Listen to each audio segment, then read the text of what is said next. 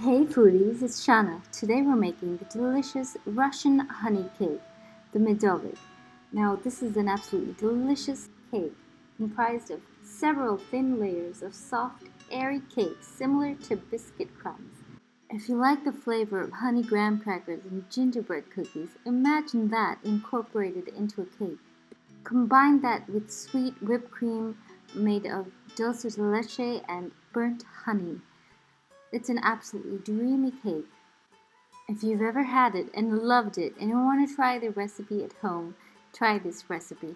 It's a labor of love, but with a good recipe, anything can be made more simple. So to start off, we need 12 sheets of grease-proof baking paper. We're going to trace 9-inch circles using a cake pan or a pie pan like this. You just want to trace 9-inch circles and you want 12 of these. Now this is going to help you to make those really super thin honey cake layers. Next we're going to preheat our oven to 190 degrees Celsius or 375 degrees Fahrenheit. Since the cake layers are so thin, they don't take that long to bake, but you do need to bake around 10 to 12 layers. So if you have 2 ovens, you can preheat them both. Next we're going to need 1.5 cups of raw, that's unheated, organic honey.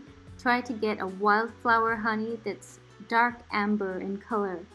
Now I did make this cake once with regular honey that was light in color. I can't remember what type, but I found the cake was too sweet. So that's 1.5 cups of honey measured there, and we also need 6 large eggs. These eggs are at room temperature, and I'm just going to break them into a bowl and set this aside. To a separate small bowl, we're going to add 2.5 teaspoons of baking soda,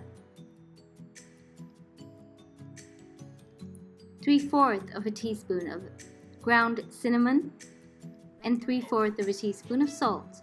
We're just going to whisk this or mix this with a fork till it's thoroughly combined and set that aside as well. Next, you also want to measure out 3 3/4 cup of all-purpose flour and just have that ready for later. Now we're going to prepare a water bath. For this we need a small saucepan. To this add 1 inch of water and just bring this to a simmer. And we can get started on making our burnt honey. For this, out of the 1.5 cups of honey, you're going to measure out 3/4 of a cup first. So this is 3/4 of a cup of honey.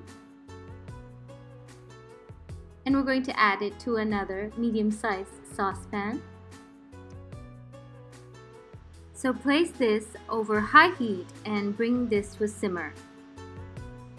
In around 1 minute, the honey will start to bubble and simmer. At this point, you can reduce the heat, and then around 2 more minutes, just keep stirring with a wooden spoon and keep a close eye on the honey. After about 2 minutes, you'll notice that it's quite foamy and the honey will start to smoke up a bit.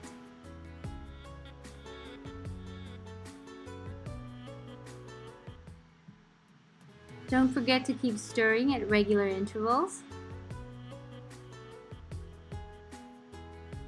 So after approximately another 2 minutes, you notice some smoke from the honey.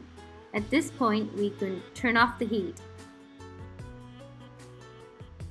So I've turned off the heat, and to this we're going to add 1/4 cup of water. Now here I waited for just under a minute before I added the water. If you add the water before that, it may start to splutter really strongly. Just stir and wait for that spluttering to stop. So at this point we can pour this into a heat-safe measuring cup like this. I'm using a glass measuring cup, and this is going to be lowered into the water bath that we had prepared earlier. We're going to lower it into the water and keep it on a low simmer so that the honey remains in a liquid state and does not solidify upon cooling. Now once again, I have a medium-sized saucepan, and we're going to fill this with just around 2 inches of water and bring this to a simmer. This is to make a double boiler. Here I have a metal heat-proof bowl. It's absolutely dry, and to this we're going to add 200 grams of cold butter that has been cut into cubes. I've taken the burnt honey from the water bath, and from this we're going to measure out a quarter cup of the burnt honey. Return the remaining honey back into the warm water bath. So to this butter we're going to add a quarter cup of the burnt honey, as well as 3/4 cup of the remaining raw honey, the honey that was not cooked or caramelized. You might like to add only half a cup if you like a less sweet cake. To this we're going to add half a cup of light brown sugar,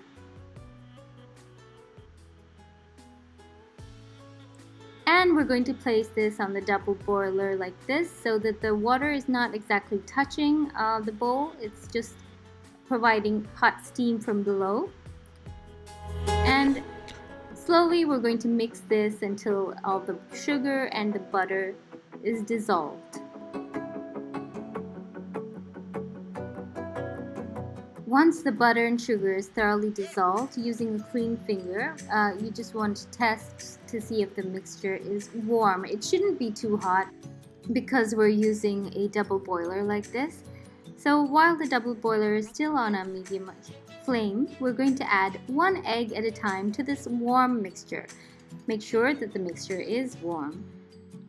Keep whisking while you add 1 egg at a time till all the eggs are combined. And you must note that if this mixture is too hot to begin with, once you add the eggs, you start to scramble the eggs and you won't get the type of mixture that you're looking for to make the cake batter. Once again, once the eggs are mixed with a clean finger, just make sure it's warm again. Bring it back to a warm temperature. Once it's warm again, we're going to add the cinnamon, baking soda, and salt combination. Whisk that in. Once you add this mix, since it has baking soda, after just a short while you'll see that it becomes very foamy, and it also develops a peculiar smell. That's just a reaction of the baking soda in there. You just want to keep whisking this. It will become a nice deep copper type of color, and it will also become very foamy. Once again, I'm just going to check that it's a warm temperature and not too hot. So here I'm going to remove this from the double boiler.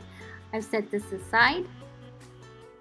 Now since the all-purpose flour is to be added to this batter, I'm going to add this to a larger bowl to accommodate the flour. So here's 3 3/4 cup of all-purpose flour that is going to be added to this batter, but we're going to add this in 3 stages.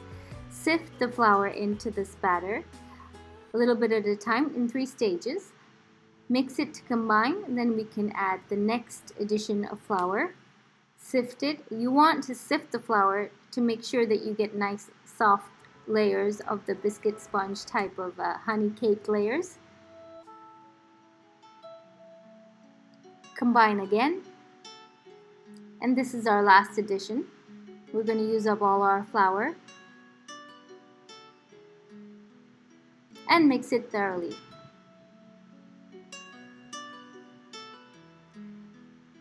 So right off the bat, you will notice that this is unlike the regular cake batter. It will be quite thick.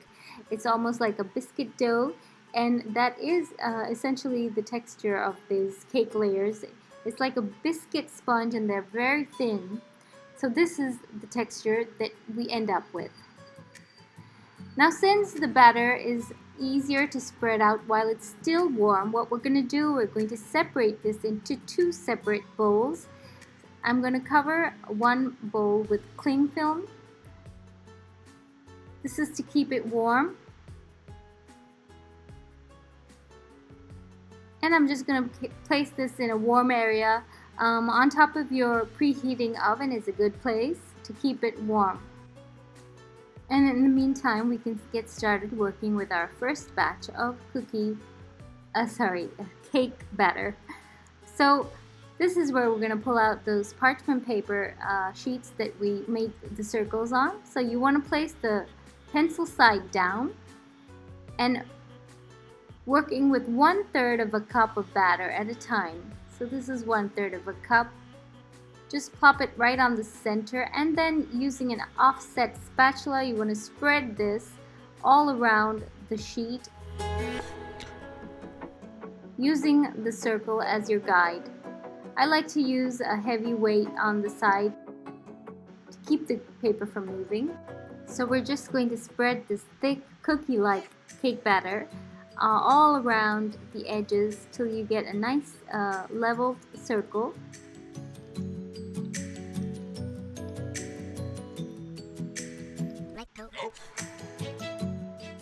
So we're just going to keep repeating this with all the sheets of parchment paper.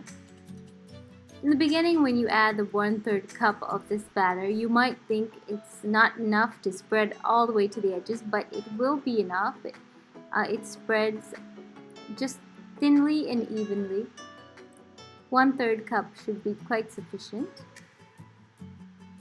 So we're going to repeat this with approximately 11 or 12, if you can, sheets of parchment paper. In many recipes, the cake dough is actually made a lot thicker and then it's rolled out into circles. But I have found that this method is actually quite more efficient. It gives you more regular sized circles. It's also easier to get more regular sized circles done this way than if you're rolling them out with a rolling pin. And you get them nice and thin, which is what we need for this cake. While this is the most laborsome part of this cake in all, it takes a little time, but you will find that with each parchment paper you get faster and quicker at it, and you develop a method. You can always pull your paper on the sides to help you go round. So once you've actually got 4 to 6 of these sheets ready, we can start to bake them. Now I'm going to bake 2 cake layers at a time. If I wanted to, I could actually cram in 4 layers into this oven at one time, but I'm not going to bother. I'm just going to work with 2 at a time because it doesn't take that much time. It only takes 6 to 7 minutes and the cake layers should be done. When they're done, they should be nice and soft and very deep golden in color. And to the touch, they should be soft and slightly springy. So you can see the color and texture that we've got here. It's quite soft and it springs back when you press down on it like this. So in this method, we can continue to bake the remaining layers of the honey cake. And we can also keep on completing the layers that haven't been rolled out yet on parchment paper.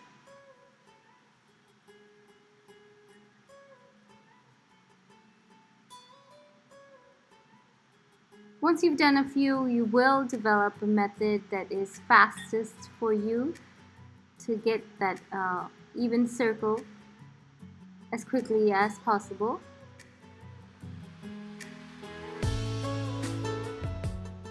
So I have completed baking all of my layers of honey cake. As soon as they come out of the oven, you want to lift them off of the parchment paper and then place them back on the parchment paper. This is so that they don't sit in the steam and it's harder to remove the cakes from the paper later. Just roll them off like this and put them back on the parchment paper. So you can see how this is a combination of biscuit and sponge cake in one.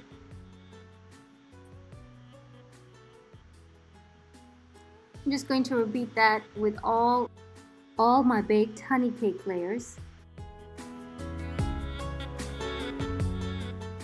And while you're doing so, you can keep an eye on the best looking ones, and we want to set aside two of the worst looking ones, or the ones that have a little bit of a brown crust. We can use this to make the crumbs for topping the cake, for decorating it later. So for that, we're going to lower the oven temperature to 250°F or 120°C. So since we got 12 layers out of our cake batter, I'm using 2 of them to make the crumb layer. Just bake them for about 10 minutes and they should be deep reddish brown and perfect to break apart. So while all the honey cake layers are cooling off, we're going to make our burnt honey and dulce de leche whipped cream frosting. For this, we're going to take all of the remaining burnt honey. It was still sitting in that warm water bath, so I'm going to add all of that to a dry bowl. And to this, we're going to add dulce de leche. Dulce de leche is caramelized condensed milk. I do have a video on how to make this on my channel. Check for the video below. It's really easy to make at home. You can make this the day before. So we're going to add half a cup of the caramelized condensed milk or dulce de leche. To this, we can add just a little less than half a teaspoon of salt, and then we're going to whisk this until it's smooth and well incorporated, and set that aside. Now we're going to start with our whipped cream. So I have 1 liter of cold, very cold whipping cream here. I'm going to add it to our bowl of the stand mixer. So once the whipping cream is added, we're going to beat this till it reaches the soft peak stage.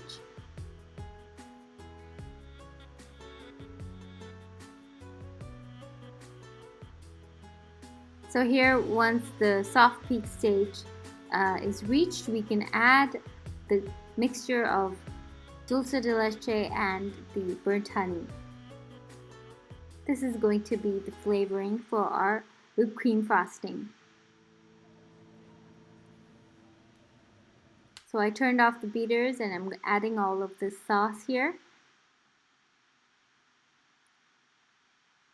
And we're going to continue to beat now until it reaches a medium stiff peak stage.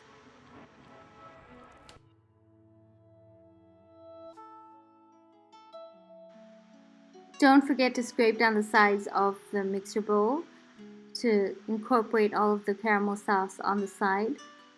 So now we've reached that medium stiff peak stage. You can see the thickness. At this stage, we can turn off the beaters. Now you want to keep this frosting chilled until you're ready to start layering the cake. And when you're ready to layer the cake using the cake layers that are completely cool, we can start. I have a cake plate here. I'm just going to put a little bit of frosting on the bottom so that the cake layer doesn't slide. And we can start. You don't need to be a professional to decorate this cake. Just place 1 layer of cake and top it with some cream. And continue. Now for this cake, you can align the cake layers each time you place 1 layer so that they're completely aligned. The honey cake layers can withstand a little bit of moving around. They won't break. They're not that delicate, so you don't have to worry about that. And when you're placing the cream on top, sometimes you'll find that one side is a little bit lower. You can easily fix that. Just put a dollop of cream over these areas to give it a slight lift. It's quite a forgiving cake as far as the decorating portion of this cake goes.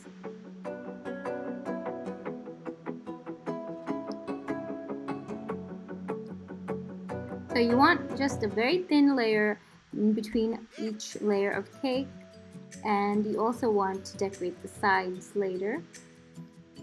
So always keep that in mind while you're adding the cream. So here I'm just placing the other side of my cake the spongy side of the cake layer this time, just to get it a little bit more level. We're just playing it as we go, and just to make the levels as flat as possible. Try to keep your best layers for the top layers.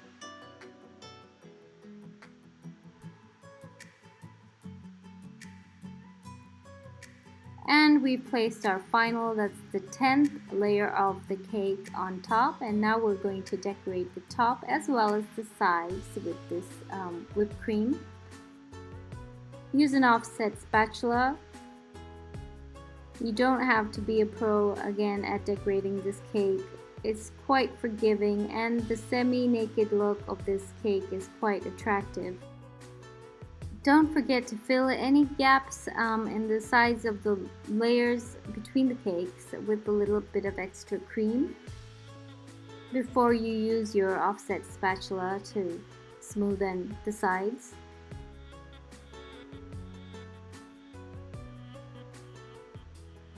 And I'm just using a cake scraper here to decorate the sides. I really like that semi-naked look, so a little bit of the cake shown through is very attractive for this type of cake.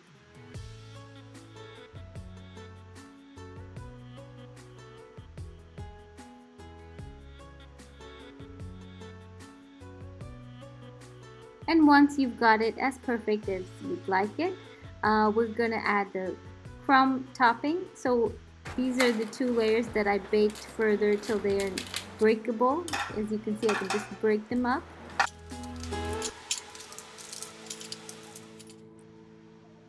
I'm not going to use the really dark parts of this, and we're just going to put this in a processor and grind till you get a nice fine crumb. So I placed the cake in the refrigerator for a while just to get the frosting set a little bit before I topped it with this crumb topping. Now we have our cake crumbs, and we're just going to decorate. You can decorate it whichever way you like. You can use a stencil on top, but since we have already so many nice layers of the honey cake, you don't really want to cover it with too much of the crumbs. A little bit on the sides and edges will do. So this is how I decorated my Russian honey cake with the Medovic. It was not really that difficult. It's just the making of the layers that took a little bit of time. All in all, it was really fun cake to make, and I really enjoyed the whole process. Now we have to chill this cake overnight in the fridge, 24 hours if you want, and then we can serve it. This makes the layers really nice and soft and perfect for serving. And my cake has chilled in the refrigerator for over 20 hours, and we're ready to slice the cake. It slices really easily. It's a very soft cake. You can see the layers.